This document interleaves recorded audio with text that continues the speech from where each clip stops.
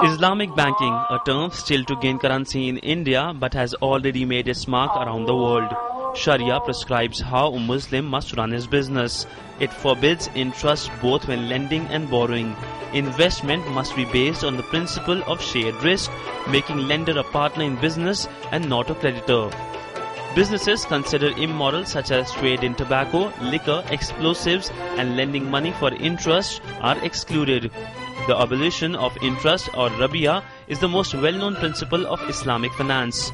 Revenues come when both the sides share risk and reward, and investment must be backed by real goods or services. And what's more, Islamic banking isn't restricted to Muslims only. Globally, Islamic banking is thriving. Largest center of Islamic bankings are in Malaysia and West Asia. It's widespread in West as well. Almost every leading Western bank, including Standard Chartered, Deutsche Bank, Citibank and BNP Paribas, have Islamic finance windows.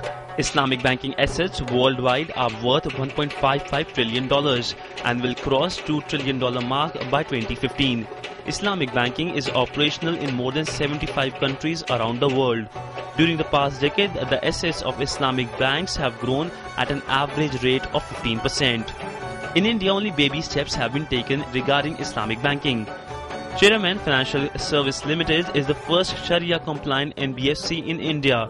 Government of Kerala has 11% stake in Chairman Financial Services Limited.